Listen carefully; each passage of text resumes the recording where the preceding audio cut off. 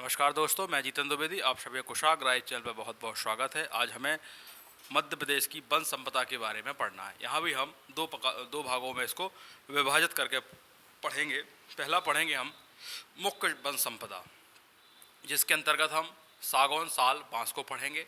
और इसके बाद हम पढ़ेंगे गौण वन संपदा, जिसके अंतर्गत हम हर्रा, पलास, आपका तेंदुपत्ता, महुआ और कुछ औषधीय पौधे होते हैं, उनको यहाँ हम पढ़ेंगे। तो पहला हमारा जो टॉपिक होगा, या इसके अंतर्गत हम पढ़ेंगे पहले मुख्य वन उपज, ठीक है ना, यानी मुख्य वन संपदा। तो हम देखते हैं इसको कैसे इसको बनाते हैं। देखिए, आप वन संपदा दी गई है आपको, तो इसको वन संपदा को या इसको ऐसे ही लिखें, वन संपदा को हम दो भागों में पढ़ते हैं। वन संपदा को हम कितने भागों में पढ़ते हैं? दो भागों में पढ़ते हैं। पहली होती है मुख्य वन संपदा, ठीक। दूसरी होती है आपकी गौण वन संपदा, यानी सेकेंडरी वन संपदा, ठीक। अब हम मुख्य वन संपदा के अंतर्गत क्या देखते हैं, आपको बता दें, सागौन देखते हैं, साल देखते हैं और हम बांस को देखते हैं। ये तीन ही हम मेजर यहाँ पढ़ते हैं। और सागौन और साल को देखा जाए, और अब तो बांस को भी देखे जाए, क्योंकि 2017 की वन रिपोर्ट के अनुसार मध्य प्रदेश में भी बांस जो है वो सर्वाधिक मात्रा में पाए गए और उसको बांस राज्य का दर्जा भी दिया गया है। तो अब इन तीनों को ही इसमें शामिल करें और लिखें, यह है मध्य प्रदेश के गौरव है, गौरव वन वृक्ष है, ऐसा भी आप इसको लिख सकते हैं, ठीक। किसको? मुख्य संपदा के अंतर्गत। अब गौण वन संपदा क्या है, इसको भी ध्यान रखा जाए। तो यहाँ हम पढ़ते हैं तेंदुपत्ता, तेंदुपत्ता को पढ़ते हैं, हम यहाँ हर्रा को देखते हैं, हम यहाँ पलास को देखते हैं, हम यहाँ महुआ को देखते हैं, हम यहाँ खैर को देखते हैं, हम यहाँ बबूल को देखते हैं, ठीक है ना। और यही हम गोंद हो गया और औषधीय वृक्ष हो गए, औषधीय वृक्ष, ये सब चीज़ें हम कहाँ देखते हैं? गौण संपदा के अंतर्गत देखते हैं। अच्छा, मुख्य वन संपदा से देखा जाए तो राज्य को प्रति वर्ष 50 करोड़ राजस्व प्राप्त होता है। ये भी आप यहाँ फैक्ट लिखेंगे, प्रति वर्ष राज्य को 50 करोड़ का राजस्व प्राप्त होता है, ये डाटा बढ़ता घटता रहता है, इसको आप अपडेट करते रहें, ठीक। तो आज हम पहला जो भी पढ़ेंगे आज की क्लास में, हम पढ़ेंगे मुख्य वन संपदा को पढ़ेंगे। उसमें भी हम सबसे पहले क्या पढ़ेंगे? सागौन को पढ़ेंगे। सागौन के बारे में हम यहाँ चीज़ें जानेंगे। एक चाहो तो आप नोट में यहाँ लिख सकते हो, प्रदेश में जो ज़्यादातर वन होते हैं वो दक्षिण व पूर्व में देखने को मिलते हैं। यार इसको आप नोट में लिख लें, क्योंकि ये इसका पोर्शन तो नहीं है तो इसी का, फिर भी आप इसको नोट में जाने रहें। कहाँ लिखा दें? हम यहाँ लिखा दे रहे हैं नोट में, यह भी आपको काम आएगा। क्या लिखाएंगे हम यहाँ? प्रदेश में ज़्यादातर वन, प्रदेश में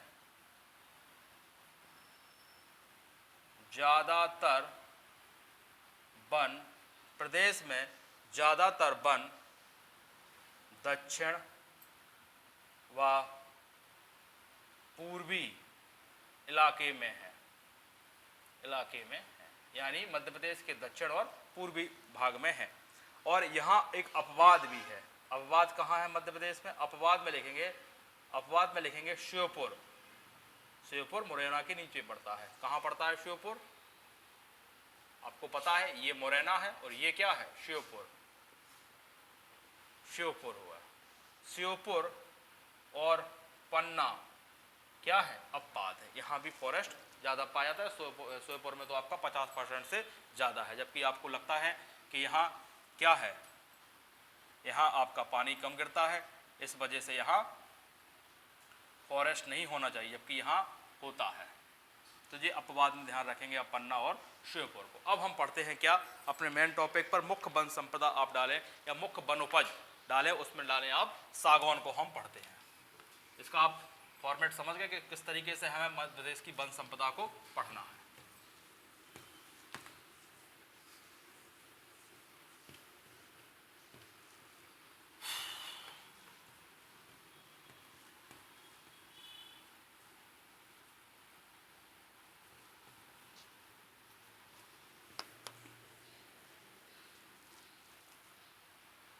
ठीक, अब लिखेंगे हम, ये किसकी पढ़ रहे हो? वन संपदा मध्य प्रदेश राज्य की, ये भी ध्यान रखना है आप।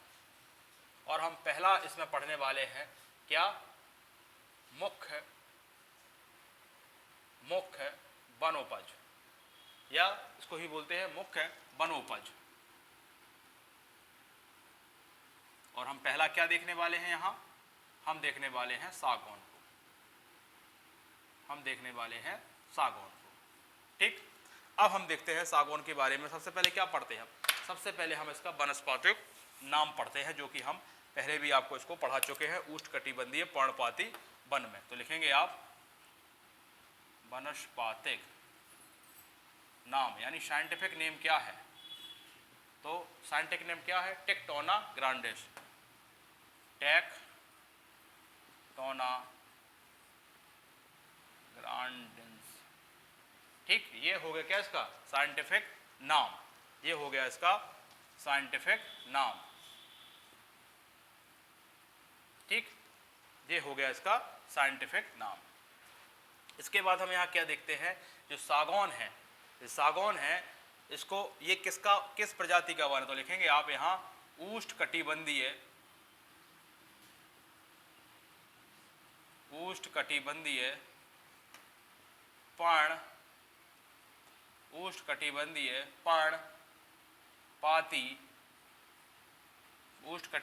पर्णपाती वन के वृक्ष है, वन का वृक्ष है।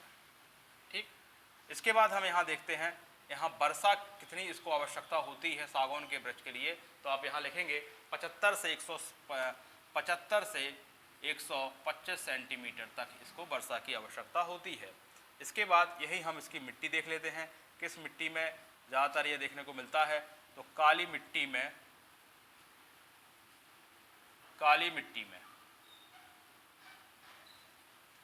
पाए जाते हैं, ज़्यादातर पाए जाते हैं। मिट्टी भी आपने यहाँ देख ली। इसके बाद ये मध्य प्रदेश में, ये राज्य में सर्वाधिक पाए जाने वाला क्या है? वृक्ष है। तो अभी लिखेंगे राज्य में पाया जाने वाला वृक्ष, राज्य में सर्वाधिक पाए जाने वाला वृक्ष है। तो कितने प्रतिशत में फैला हुआ है? 19.36% में फैला गया है। यदि वर्ग किलोमीटर में यदि आपको ध्यान रखना है तो कितना रखोगे आप? 18,332 वर्ग किलोमीटर, 18,332 वर्ग किलोमीटर। ठीक, ये हो गया क्या आपका क्षेत्रफल। और राज्य में पाए जाने वाला, पाए जाने का मतलब सर्वाधिक पाए जाने वाला वृक्ष है, यानी मध्य प्रदेश में। हमने वहीं बताया था भारत में सबसे ज़्यादा सागौन के जो वृक्ष हैं वो आपके मध्य प्रदेश में पाए जाते हैं। ठीक है, तो आपने मिट्टी लिख ली, वर्षा लिख लिया, उष्णकटिबंधीय। अब क्या लिखते हैं इसके बाद? इसमें हम इसका विस्तार देखते हैं। क्या देखते हैं हम? विस्तार देखते हैं। थोड़ा सा हम इसको रफ करते हैं।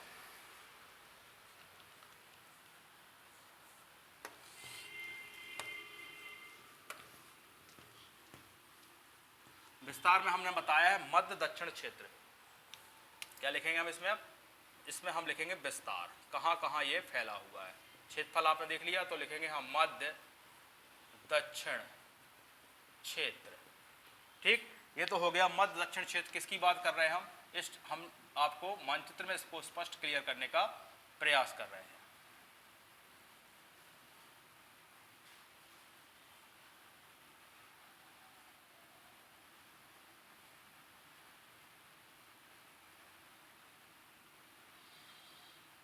ये है, तो ये जो क्षेत्र है आपका मध्य यानी मिडिल और दक्षिण, तो यही लिखेंगे आप मध्य दक्षिण क्षेत्र।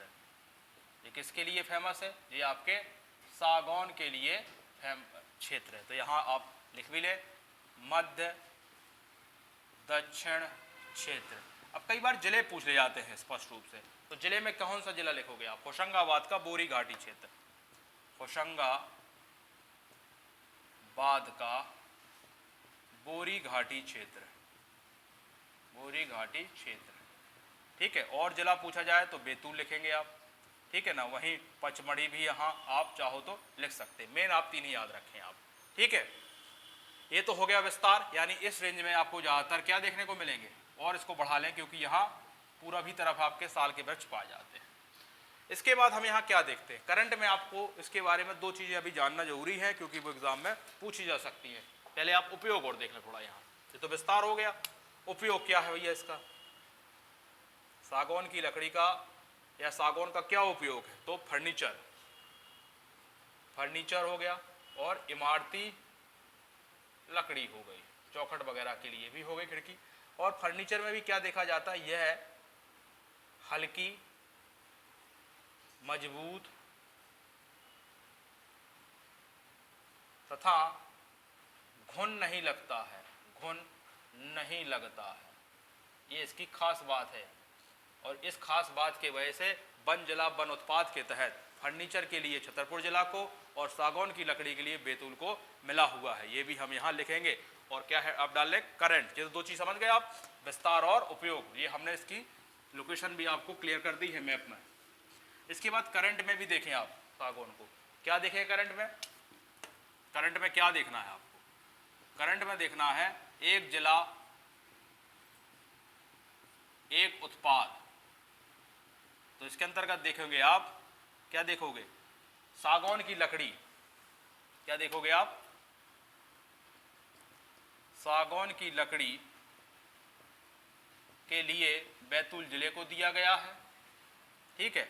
और सागौन का फर्नीचर, सागौन का फर्नीचर के लिए आपके छतरपुर जिले को दे दिया गया है। तो ये दो चीजें आपको करंट में क्या कहेंगे प्रोवाइड करा दी गई है। अब बचा है आपका साल, अब क्या बचा है आपका, आप सागौन क्लियर हो गया आपको, इसका टेक्टोना ग्रांडिस वनस्पतिक नाम हो गया।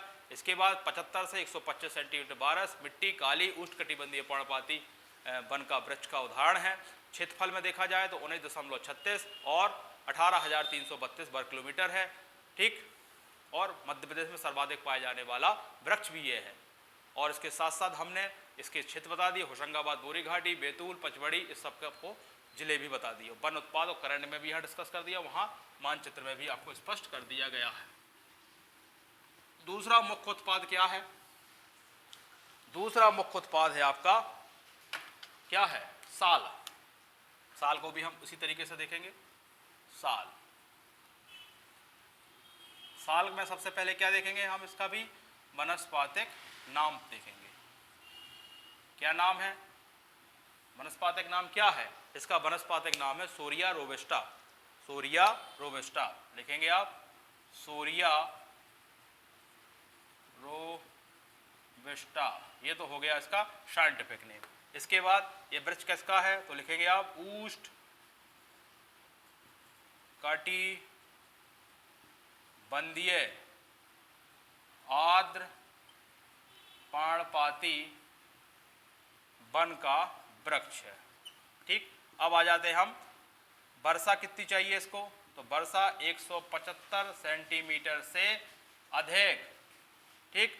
और मिट्टी की बात की जाए, बड़ा सरल है, आप उसको याद कर लेंगे तो लाल व पीली मिट्टी, लाल व पीली, ये हो गया मिट्टी। और क्या देखेंगे इसमें, प्रदेश में दूसरा सर्वाधिक पाए जाने वाला वृक्ष कितना है, तो 4.15%, या मान लो प्रतिशत में आपको याद नहीं, प्रतिशत में याद हो जाता है, आप उसको वर्ग किलोमीटर में याद कर चाहते हैं, 3,932 वर्ग किलोमीटर, ठीक। ये हो गया इसका क्या क्षेत्रफल हो गया। इसके बाद हम क्या देखते हैं इसमें, हम इसमें देखेंगे उपयोग। तो यहाँ लिख लेते हैं हम इसको, क्या उपयोग, क्या उपयोग है भैया इसका, उपयोग आपको पता है, रेलवे स्लीपर में और इमारती लकड़ी में, और अब तो इसकी दवाई भी बनने लगी है अल्सर के लिए पेट, तो वो भी आप यहाँ लिख लेंगे। इसके बाद हम लिखेंगे इसका विस्तार, कहाँ फैला गया है, तो आप लिखेंगे पूर्वी मध्य प्रदेश। क्या लिखोगे आप, पूर्वी मध्य प्रदेश, ये रीजन, ये है आपका साल वृक्ष के लिए है, ये कहाँ, मध्य प्रदेश का पूर्वी। अब मान लो जिला ही लिखना पड़े आपको, जिला ही लिखना पड़े, तो सर्वाधिक जिला कौन सा है, या सर्वाधिक, या सर्वाधिक क्या, आप पूर्वी जिला में ही कुछ जिले लिखोगे तो आप लिखोगे, आप क्या लिखोगे, मंडला, आप लिखोगे मंडला, ठीक है, मंडला हो गया आपका, ठीक है। और पूर्व में कौन कौन से जिले हैं, बालाघाट हो गया, मंडला, डिंडोरी, ये चाहो तो आप यहाँ लिख सकते हैं, बालाघाट, डिंडोरी, ये। बाकी तो अब याद क्या रखें, ये जो क्षेत्र है पूर्वी वाला, ठीक, उपयोग हो गया, विस्तार हो गया। अब हम क्या देखेंगे इसमें, इसके में अच्छा एक आध पॉइंट और इसमें देखना हो तो देख सकते हैं कि साल बीज का राष्ट्रीयकरण भी किया गया 1975 में। कुछ फैक्ट और है वो भी हम यहां देख ही लेते हैं, कोई भी चीज आपकी छूटना नहीं चाहिए।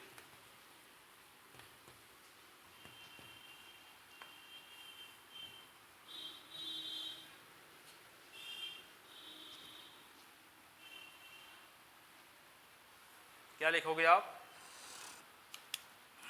यहां लिखोगे आप साल बीज का राष्ट्रीयकरण कब हुआ है, 1973। एक चीज, एक आपका साल नामक, या साल नामक नहीं है, वो है एक वृक्ष में बुरार नामक, बुरार नामक कीड़े के द्वारा यह क्षतिग्रस्त हो गए थे, क्षतिग्रस्त हो गए थे, जिस वजह से 10 लाख साल के वृक्ष काटे गए, ठीक। और सबसे ज्यादा जो प्रभावित जिला था, सबसे ज्यादा नुकसान किस जिले में हुआ, तो प्रभावित जिला जो था वो था आपका मंडला। और इनके बारे में एक आध बात लिखना हो तो ये अत्यधिक सघन होते हैं, दिन में भी जाओ तो आपको अंधेरा दिखता है, इतने सघन होते हैं, और ये अर्ध सदाबहार के तरीके से बिहेवियर करते हैं, क्योंकि यहाँ पानी 125 सेंटीमीटर से अधिक चाहिए होता है, ठीक। ये हो गया आपका क्या, आपका साल हो गया। अब बचता है आपका बांस, तो बांस को भी हम इसी तरीके से यहाँ डील करेंगे, कोई दिक्कत तो नहीं। साल में, साल का वनस्पतिक नाम आपका सूर्या रोबस्टा, पानी कितना चाहिए, 125 सेंटीमीटर से अधिक पानी चाहिए है, उष्ण कटिबंधीय आर्द्र पर्णपाती वन का वृक्ष है, क्षेत्रफल में कितना फैला है, 4.15 सेंटीमीटर, नहीं 4.15%, और उसको यदि हम वर्ग किलोमीटर में देखते हैं तो 3932 वर्ग किलोमीटर क्षेत्र में फैला हुआ है। किस भाग में, मध्य प्रदेश के पूर्वी भाग में फैला हुआ है। सर्वाधिक जिले की बात की जाए तो मंडला है, बाकी आप पूरब के जिले आपको देखेंगे ऑप्शन में, टिक कर दीजिएगा, रटने की कोई जरूरत नहीं है। तीसरा क्या अवस्था है आपका, बांस, और आखिरी है ये है मुख्य वन संप्रदा के अंतर्गत बांस।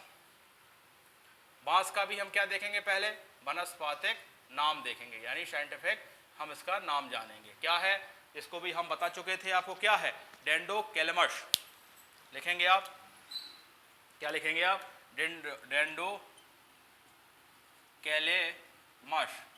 और ये किस प्रजाति का है, तो ये आपका स्टिक्स प्रजाति का है। किस प्रजाति का है आपका, ये स्टिक्स प्रजाति का है। इसका अर्थ क्या होता है स्टिक्स प्रजाति का, तो इसका अर्थ देखा जाए तो होता है लठ बांस। क्या होता है, या इसको लाठी बांस भी कहते हैं, लाठी बांस, ठीक है। ये तो हो गया डेंडोकैलेमस। इसको बेम्बो साइड्स भी एक नाम इसको जाना जाता है, चाहो तो आप लिख सकते हो बेम्बो साइड्स, बेम्बो साइड्स, ठीक है। वैसे आप तो एक ही नाम याद रखें, एक हम वहां लिखा ही चुके हैं। अब इसमें देखना हमें क्या, इसको और क्या कहते हैं, इसको क्या कहते हैं, हरा सोना, इसे इसको या इसे हरा सोना, ये बड़ा इंपॉर्टेंट है। अभी क्या लिखेंगे, इसे हरा सोना कहा जाता है। और क्या जानते हैं इसके बारे में, यह सबसे बड़ी प्राकृतिक घास है, यह सबसे बड़ी प्राकृतिक घास है, ये हो गया। और कुछ और इसके फैक्ट जानना है आपको, जैसे बांस, पहले तो लिखेंगे 1973 में बांस का राष्ट्रीयकरण हुआ है। क्या लिखोगे, 1973 में बांस का राष्ट्रीयकरण हुआ है, ठीक है। और क्या जानते हैं इसमें, आप देखेंगे बांस शिल्प बोर्ड, बांस शिल्प बोर्ड की स्थापना कब हुई, तो आप इसको यहां लिखें, आप इसको बांस शिल्प बोर्ड की स्थापना कब होती है, तो इसकी आप डेट याद रखेंगे। बांस शिल्प बोर्ड की स्थापना आपकी 15 जुलाई 2013 कहाँ होती है, भोपाल में होती है। ठीक, थोड़ा सा इसको हम रफ कर लेते हैं। अब आपका बांस ट्रीटमेंट प्लांट जो कहाँ है, सतना में है। इसको हम वहां भी पढ़ा चुके हैं, कहाँ, मिश्रित वन में। तो जो भी फैक्ट यहाँ छूट रहे होंगे तो आप वहां से भी देख लेना। क्या लिखा रहा है हमें,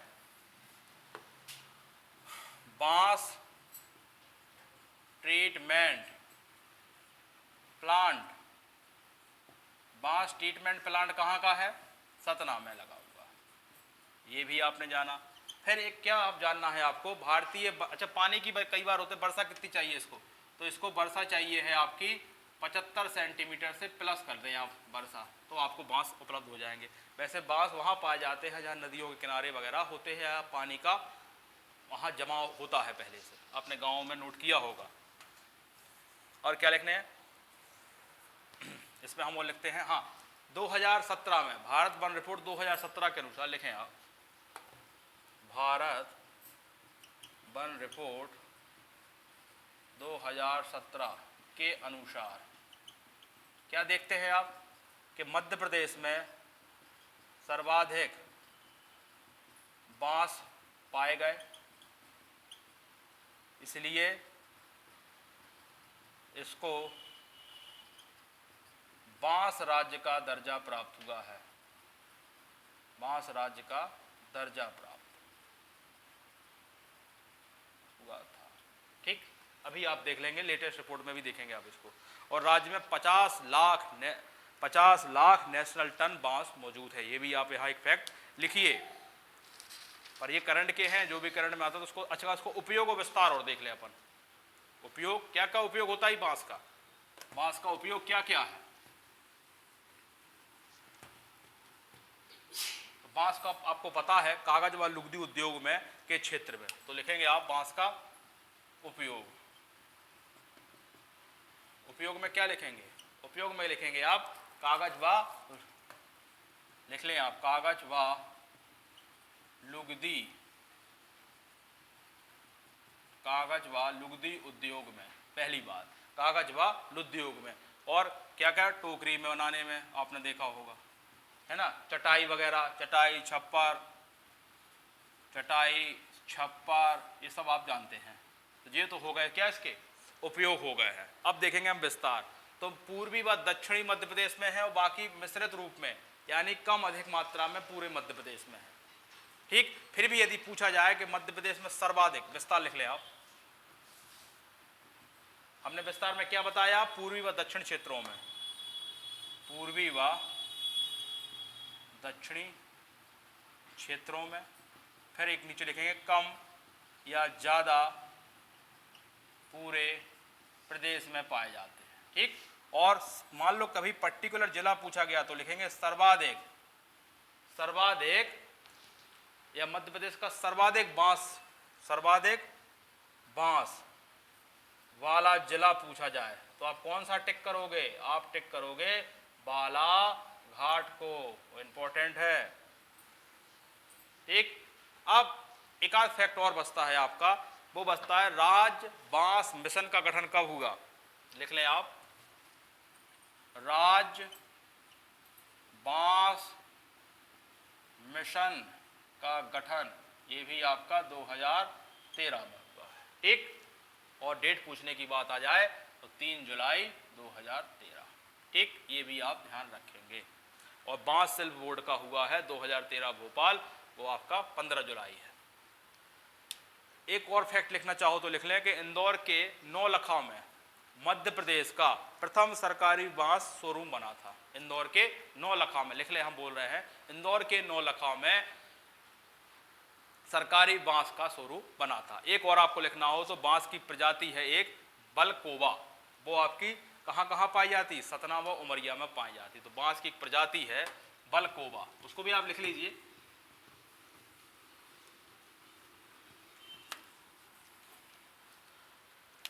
एक इसकी प्रजाति है बलकोबा, वो कहाँ पाई जाती है बलकोबा, बालकोबा जो पाई जाती है वो कहाँ कहाँ पाई जाती है, वो आपकी सतना और उमरिया में पाई जाती है। तो ये इतना ज़्यादा फैक्ट जो है वो आपका बांस के संबंध में हो गया है। ठीक, और इस तरीके से आपकी मध्य प्रदेश की मुख्य वन संपदा भी क्या हो गई है, कंप्लीट हो गई है। अब अगला जो वीडियो हमारा आएगा वो मध्य प्रदेश की गौण संपदा के बारे में आएगा। आज के लिए धन्यवाद।